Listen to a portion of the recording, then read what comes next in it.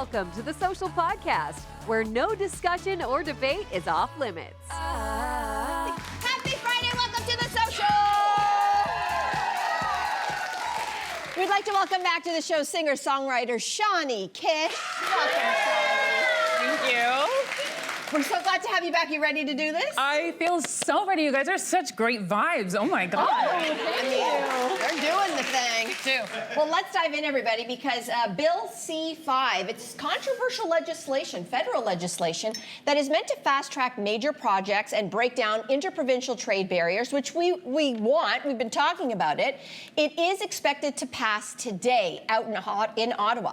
But the critics are concerned that the bill will undermine environmental protections and treaty rights and other things. We want to get everyone's view on Bill C-5. Is it a necessary bill, like we're trying to build Canada, or is it actually overreach? What do we think? What do we think? I'm going to go for an overreach, and I think every Canadian should be a little concerned about any bill that bypasses Parliament and sidesteps laws, you know, that were debated and planned and finessed sometimes for years and years. And this bill, seemingly, if I'm understanding it correctly, you can step over them. That makes me scared, and I think it should make us all a little scared. Yeah. Interesting. What do you think? I'm definitely sorry. No. To interrupt. I'm very emotional about this topic. I'm an Indigenous person. I'm Mohawk. My mom is a status woman from the Six Nations Grand River. This affects me. This affects my people. And it's hard to talk about because it oversteps the voices of Indigenous people. It affects people's rights. Here in Canada, it affects the environment. When you don't, how can we talk about wanting better and wanting more and truth and reconciliation for Indigenous people when we're not going to include them at the table? How does that happen? I have deep concerns about this. Yeah, I mean, it's interesting that this bill is sort of, there's two parts to this bill. And as you mentioned, part of this bill is about interprovincial trade, which of course Carney campaigned on. Yeah. And we all are very enthusiastic in our rah Canada mode. We want those trade barriers down so that we can do the things that we want to do best and support each other as Canadians. But the second part of this bill is this Building Canada Act. And the point is to get bigger infrastructure projects done faster. More expedience is needed. Cut the red tape. And we know that that is important, right? We talk a lot about how there's a housing crisis, that we need big projects to get done. And so it sounds good on paper. And I think a lot of Canadians, again, something Carney campaigned on. Yeah. And so it is coming true and it is being fast-tracked. He said he wants this done and passed by July 1st, which is, of course, around the corner. In a minute, yeah. So you understand the timing. You understand the timing. That's a big win for Canada. That's a big win for Canada, Yeah. and it feels like it's, again, hearkening on this moment. I think what we need to understand is, it is, like, let's say you want to build a pipeline. What we're talking about. The government, all you have to say is, this is in a project that I want to do, and it's in the national interests. And in before times, there would have been people in charge of checks and balances to put in recommendations being like, maybe you can do that, but you're going to need to do X, Y, and Z before that goes through. Now, you don't need to, they can say, okay, we'll give you these recommendations, and the province, from my understanding, can just ignore all that. They just put it through. They can ignore any types of concerns that are coming from Indigenous communities, from environmental groups, and just put the thing through. So we are all, I feel like, a little bit being overwhelmed by what we thought the promise was, or what I thought the promise was, and what it actually looks like. And so we have to pay close attention Don't here. you wonder what the rush is? The rush simply can't be like, let's have a big win for Canada. Because you don't want people to pay attention. That's what the rush is all about. You don't want people to. Yeah, of course. Listen, we're watching this President of the United States do the same thing. Yeah. You get people distracted here so you can get all the things that you need done. And I think I want to quote Jody Wilson-Raybould, who said, they do not understand Indigenous issues or how to work well with our people. And I think we need to pay attention to that. And I think we also need to pay attention to the fact that, you know, when we have elections, we often talk about voter apathy. People who don't want to vote, they don't think it matters. And the number one thing those people say is, what does it matter who's in there? They're going to do what they want anyways. And we always go, don't do that, because if you want change, you have to pay attention. And then when stuff like this happens, this is exactly why people who don't vote are like, see? They gave us all of this, oh, we're all pro-Canada, but what they're really doing is ignoring the years and years of conversations that we just had with the Indigenous community, talking about truth and reconciliation, So what is the point of it? Is this just for optics, or what is going on? And this is why people don't trust politics. And a lot of people sit back and go, what's the point of voting? They're going to do what they want anyway. Yeah, it's interesting, but I mean, he didn't get a majority, so I mean, there is that part of it, and I'm going to be absolutely in agreement with you that this leaves out key stakeholders in every conversation, especially Indigenous communities. There is the flip side of this, which is to speak to your point, Andrea, about Trump. Trump is doing things via executive order. Yeah. Remember all the photo ops with the stupid marker, and then he's throwing the marker at the rallies. He's doing things with such speed, it's leaving us breathless. And we've had to react as Canada because he's been threatening our sovereignty. And we have said and believed, and many people voted for Carney because he said, listen, we have to stop relying on them. We can't rely on them. He's an unstable partner.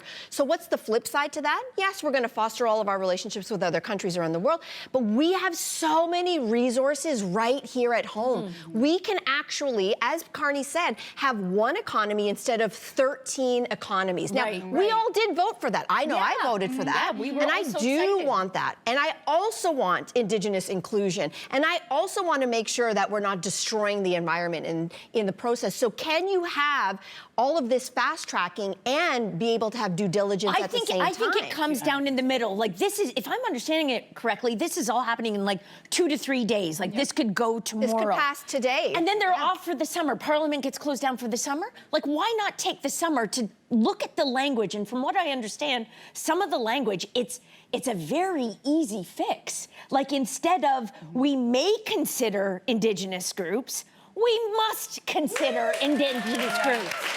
Done. But I think you answer your own question where it's like, the timing of this, it's happening very quickly, and then they're all going to go on breaks. And it's like, yes, this is why they're doing it that way. You don't want to have, you don't want to have the discussion. You don't want to have the discussion, right? So, Oh, we're gonna, go on. I'll be watching it. This is going to impact every single one of us. Stay on top of this story. Okay.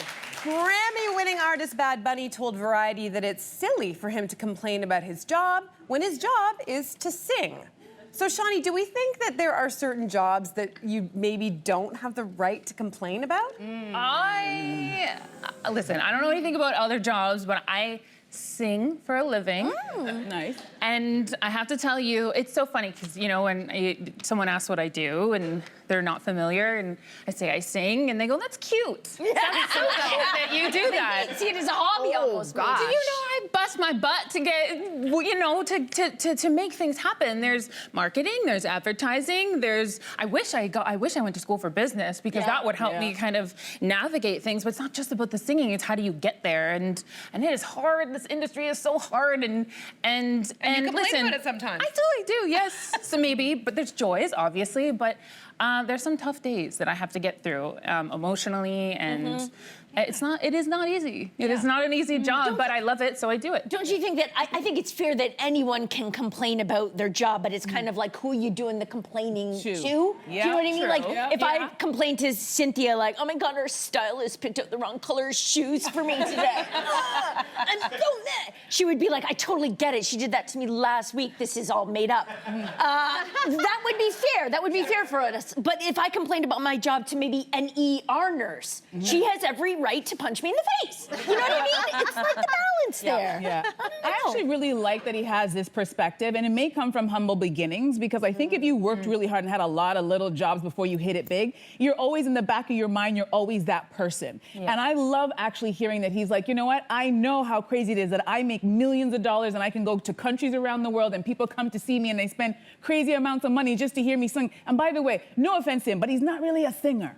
So I think he's even more aware of the fact that this is a big deal. Like, he's not like a Whitney Houston. So it's like, yes, you are a mid-range singer and people pay a lot of money. And I love that he has that perspective. Like, how can I complain? My voice isn't that good and people love me. I take pictures of myself in my underwear. and I'm getting paid for this? Like, I'm sure there was a time, he used to be a wrestler. I don't know if you guys know. There used to be a time he used to put on a mask and jump into a ring with other men, and now he doesn't have to do that. And I'm sure that's part of where that, like, I don't think I should complain. And I think that's what's coming from. Right? But because I think he understands his privilege. Yes, And I think the idea of somebody who's literally worked from the bottom and worked to the top is understanding that there is privilege in being allowed to chase your dreams. So I think just as quickly as you're right, know your audience, know who you're complaining to. But I think the flip side of complaining is gratitude. We can all have gratitude. He can have gratitude, which is where I think he's saying is I'm thankful rather than to whine about it. But to your point, Jess, you know, going home to complain about our job, let's say to my husband who doesn't understand it. My husband's job is physical. He's a contractor. He's a construction worker. He builds homes from the ground up. He's in it right now. He's up to his eyeballs. He comes home. He is physically beat up. And he said to me, and my husband has never complained. We've been together for 19 years. And yesterday he looked at me and said, I'm having a really hard time. And I just went, everybody stop. Take your socks off, let me rub your feet, let me give you a massage. I have never heard him complain before. And then I realized, Melissa, shut your trap. Yeah, you read the room. I read the room and I realized that is physical work. What we do here is a different kind of work, but it is not back-busting work. So I kind of checked myself. But that's good. And I think that that's a really relatable thing. And we all have struggles. But I think with going back to the music issue, I think that while I think it's important for him to illuminate, like, I've had way harder jobs in life, maybe that's what he's trying to say, or to show gratitude.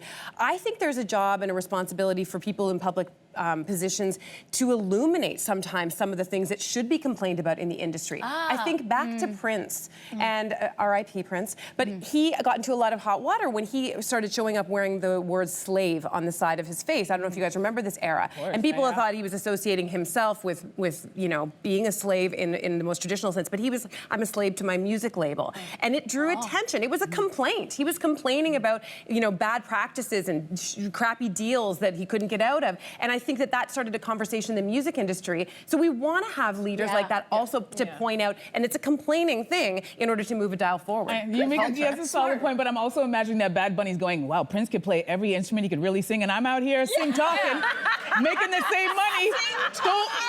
Not gonna hear a peep out of me. All right. I feel like, is he privileged and does he get to just show up and sing? Yeah, but can that go away? Absolutely. And should you learn how to run your business and where it comes from and help those people who are making that you be able to be on that stage and open your mouth and do those things? Yeah, absolutely. You should learn how the business is done so that when it does go away, you know what you're doing and where you need to go to keep that longevity. And save your money. All right, so let's move on. Let's talk about another artist, SZA. She told Interview magazine that she was a freakazoid as a child. She says she would collect little secrets about people's lives and then keep them in a manila folder in a filing cabinet. For instance, she found a business card for a strip club in her father's coat and she filed it away. So was this the weirdest habit that you guys have ever heard? Do you guys have any weird habits as children? I don't think mine's weird. Raise your hand if you had a poster of a unicorn in your room and you talked to it. Yeah? No? And you named the unicorn Secret, and you're like, Secret, you're a portal to a magical enchanted land. I love you. You guys did that? No? Oh, I love that. Oh, Love you. Jess. How old were you, Jess? What was little Jess going through? Years ago. She's still there. Oh. So sweet and weird. I had a weird thing. I don't know if it's a habit, but like around maybe late elementary school and into high school, I started this like piece of paper writing down like boys I'd kissed and done other stuff with by a coded system. I would have like a circle. You for had a black kissing. book as an elementary. I have one of the girls I kissed. You in did? my black Okay, that's good. See? But I hid mine. There was this weird chest of drawers that I had at my parents' house, right? And so it had the handles you could screw off, and then there was like this secret place you could put this. So I hid it in there. And then one day I came home from university years later, forgot about this note, and I come home and the thing is gone. And I'm like, Mom, where did this chest of drawers go? And she goes, oh, I gave it away at the garage sale. No. So somebody out there has my filthy list. Put it on Instagram. Very cool. We need to find that. I understand that you have a cute story too. Oh, every time I come here, you guys get me to admit something funny about myself. I see how you work. Yeah, I mean, I had a CD player, and instead of, as you're a kid, you would have a stuffy, my stuffy was my CD player, and I slept with my CD player, and I kept it going all night. Was it portable or a stereo? It was a stereo. It was a big old. Wow, how did you sleep with it? Stereo. In the bed? In the bed? With in a the hard bed. stereo? It couldn't have been good. I'm sure that, yeah. Yeah, it was what came out of it that brought me comfort. What were you listening to? Yanni, Beethoven. Oh, that's so beautiful. Yeah. So I got a lot of comfort. Oh, see, that's not so bad. nice. That's very nice. Yeah, it's just like the unicorn. I still do it too. It's fine. We're back, everybody. So Pamela Anderson spoke to Harper's Bazaar about her return to the spotlight and her mission to challenge beauty norms. She says with filters, people are becoming kind of boring looking, and it is freeing, she says, for her to walk a red carpet without a stitch of makeup on her face, just like a man does. So do you agree that people, are they becoming more boring looking, Shawnee? You agree? Yeah. I don't know, you guys. It's hard to be a woman. It's so hard. There's so many expectations. I feel like all the power to her and all the power to the people that feel like they need to because some days I feel like that, and some days I get up out of bed and I go for it, and I want to feel beautiful that way too. So I just think that women can come however they want to come, and I believe that they are beautiful either way. But I respect that she's come from that place in her life, and now she is a new place in her life, and I think she's beautiful both ways. I think that women are beautiful. Do you ever see, like, when you're out in the street walking around, looking on Instagram, like that there's a certain type of beauty that's just becoming the norm? But I feel like if you Google females in the 80s, females in the 90s, they're all the same. It looks very... So this isn't new, essentially. Like that's a good point. You guys are being nice. I like Pamela, but I think she's part of the problem. She is the problem. If you think about it, she's like, her words are, I've always been a rebel. Have you? You're blonde, blue-eyed, skinny with big boobs. Honey, you are so like the girl next door conventional. You were discovered at a hockey game just wearing a t-shirt a football game, wearing a t-shirt and jeans, and then you manifested that into a huge career based on that very look, and you had that look for a long time, and you probably encouraged a lot of women to go under the knife to get that face. You wanted the Pamela look because this is what every single man wanted. So people were dyeing their hair, getting the boob jobs. Heck, she was trying to keep up with her own look because she changed her look a lot of times. So I think it's interesting for her to say this. I understand where it's coming from because she's in a different stage of her life, but I think if someone tried to give her that advice at the peak of her career, I wonder if she would have taken it like, just be your natural self. It's like, no, I gotta sell magazines. I don't think she's saying that. I think she's saying what we are seeing right now is ubiquity in look. And I think actually it's fair. What she's doing by going makeupless is actually quite brave in this day and age. In her industry. 100%. In her industry, in her age Alicia range. Keys started doing this ages ago. But she's younger. Also, it's two. It is two. And I think being at the age that she's at, being that she was this icon of beauty in this very particular way. That's actually unattainable for her right now. I think it's quite a but brave she's doing it at the end. She's doing it at the end. Here's the thing. I would say to her, as people who we are so lucky to have access to the glam squads, we have the most amazing and talented hairstylists, makeup artists, stylists. What a slap in the face for the creative arts. I think that what we get is art. I think it is creativity. So when she's like, well, everyone's boring looking and I'm not wearing a stitch of makeup, I'm like, I get onto the red carpet and I want the full hair. I want the full makeup because to me, that is art. So the fact that she's saying that's boring, well, hold on a second. You used to wear 6 pounds of makeup every single day. No. I don't So think I just think that was her look. Yes. That's I don't how think she that's became what she's famous. saying, though. I think what she's saying is something that we have noticed. And yes, there are trends. For sure, in the 80s, there were certain people who got a certain type of nose job and you could kind of recognize it. But it was few and far between. What we've seen is this escalation of ubiquity in makeup trends. Yes. And then everybody's doing it because everyone's watching the same TikToks. I ran into this woman the other day who said that she was putting filler in her nose just to have it be a little bit more like this and filler in her chin. This was a girl in her 20s, maybe 30s. So everybody's starting to have to look like a filter. filter. That's what she's pointing out, is that we're starting to see more and more of that because everybody's on TikTok, everyone's seeing the same makeup trends. There's less diversity of look. And I think it is worth considering for a moment for young people that it's braver to actually do something that is completely outside of those Don't trends. conform. That's all. Yeah. Nicely We can said. still debate. We can still debate. Once you do skinny eyebrows, you can't come back from that. That's what I told my daughter. That's what I told my daughter. That's true. Shawnee, you told us all you are a singer, and you actually have a brand new single out. It is called Tequila Knows Me.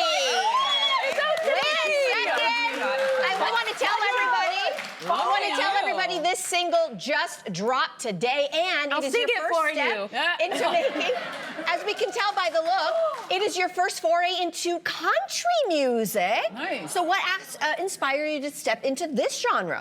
I'm going back to my roots. My very first job when I was hustling was a Shania Twain impersonator. No way! Yes. That was my first job. That's so Can we get a little Shania? Can we get a little Shania? I don't think I'm we're allowed. going out. Oh, no. Okay. No, you can't. Our producers are like, we don't have that in the budget. No. Have it in the budget. Sorry, next time. not. Next time. Shania, if you want to give us the song for free, then she can sing it, and then we can do it. Yeah. Call me. Yeah, exactly. So I'm going back to, I don't know, I've spent a lot of time in studio. I'm writing a debut record, which comes out next month on the 20th. That's exciting. And so I've just been spending a lot of time in studio, and we just picked up a guitar, and things started happening, and it felt natural, and it felt good, and it felt like I started using my voice in this way that I was like, oh, there she is. And now I'm going, and it feels really, really good. That's exciting. That's great. Shawnee, good luck with the single today. Good luck with the album, and thanks for coming by. Thank you guys for having me. Subscribe to the Social Podcast so you don't miss a fiery debate. Until next time, socialites.